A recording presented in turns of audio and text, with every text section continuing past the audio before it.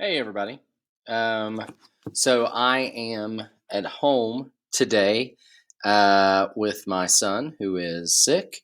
And so I am trying to get some lecture in a little bit. There's going to be an assignment coming up.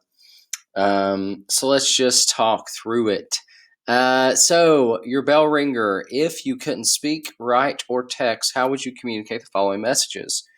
So I want you to describe this. What would you do to describe what time is it? Okay. Are you hungry? I'm bored. She crazy. Sorry, I like the lip smacking on that one. How would you communicate these things? And what's the best way to show that communication?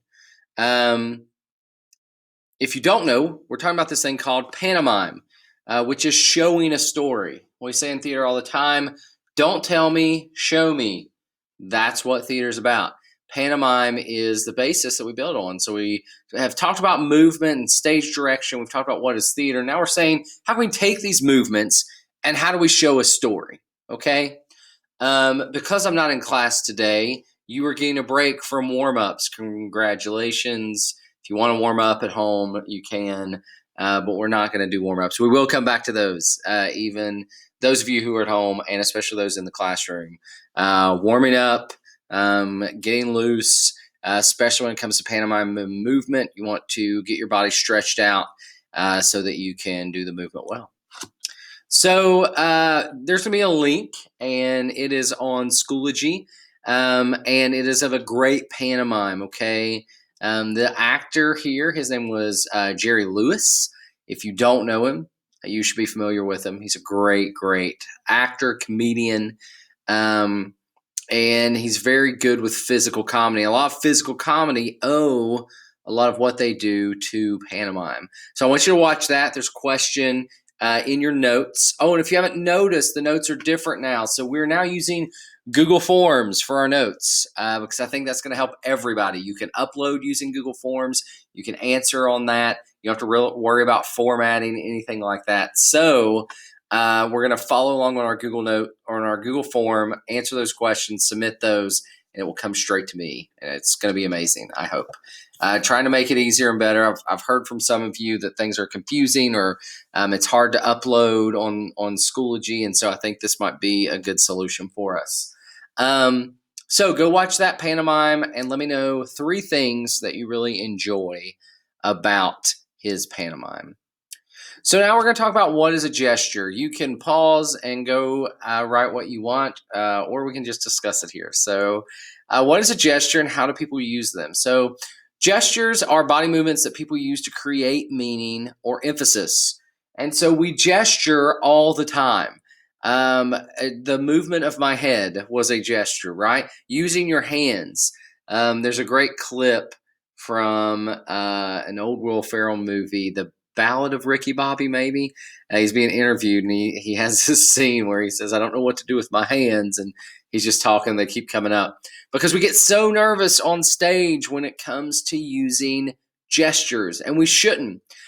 Gestures are something that we should want to use, that we already use naturally. And it's only when we force them or we go too extra with them that they become noticeable.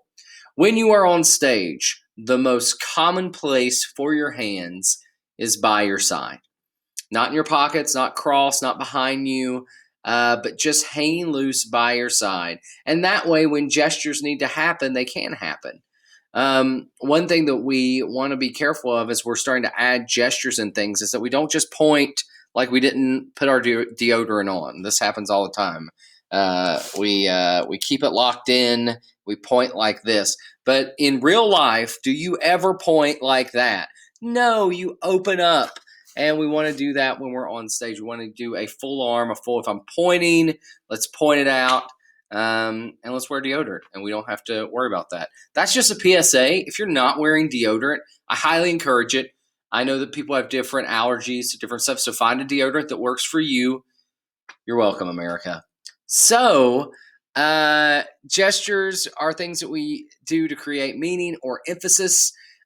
People use them to make sure that they are clearly communicating how they feel about something. And gestures communicate feeling. Why? Because they're body language. So think about everything that you communicate by body language. I've said this in class already, but 93% of what we communicate non-verbally. So not just based on the words that we say, but how we say them, and also what our bodies are doing when we're communicating them. And so think about in a single day, everything that you communicate by body language. It's a lot. Especially with our parents, sort of the rolling of the eyes, right? Laughing at corny dad jokes, different things that we may do, shaking our head. Oh, right.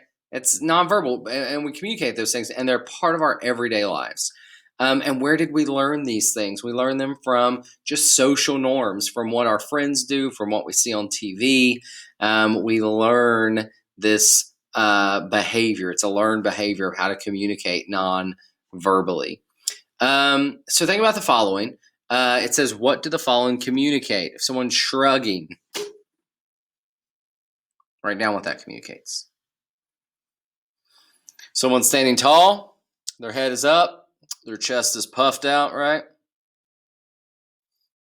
What's that communicate? Folding the arms. What does that communicate? And hands on hips. What does that communicate? I want you to write that down in your notes. And that's all we're going to talk about so far, okay? What I would like you to do is I would like you to use the chapter readings that I've uploaded. And I would like you to read through some of the chapters that we've already went over in class, some of the stuff, the movement, the stage directions. You're going to do definitions from those chapters. And then you're going to move on to the pantomime chapter. And you're actually going to read through that chapter. And I'll have a little bit of something that I want you to do with that. I'll explain it on the Google form. And for the assignment, that's what you are doing. Okay? So get that in. Get these daily notes turned in, and we're going to have a great week and a great rest of September. If you don't know, we are having auditions, okay? Auditions for the Macbeth Haunted Trail. It's a 30-minute outdoor interactive, immersive theater experiment that we're doing. And so what it is, the audience will be always at least 6 feet, probably 10 feet away from our performers. And we are setting up a haunted trail that we're going to perform pieces of Macbeth along the way. So that's something that's coming up. The auditions are this Wednesday. We do have that information out on the board. I will push that out because I probably haven't pushed it out yet. So I'll push that out for any of you online. We are saying that auditions need to be in person unless there's a reason that you have to quarantine, and then you can do a video one. And then we also are doing a 10-minute play festival. So 10-minute play festival is coming up, and that information will be going out. Well, we're going to audition for that Wednesday as well, and then we'll be sending out the information for the 10-minute play festival. That was scary. I don't know what's printing right now because it is 9:45 p.m. and no one else is here. But now I told you, so I feel better about it. So we have shows coming up. We will get all that information out to you. We have a theater meeting this Tuesday after school. And if you haven't paid your class fee, Theater 1 class fee is $25. And I'll be sending out the t-shirt form that I need you to fill out so we can order you a beautiful Viking Theater t-shirt and get that for you as well. I hope everything is going well in your world. Please let me know how you are. If there's anything I can do for you, I would love to hear. Thank you very much. Let me go here, I think, maybe, and stop. Bye.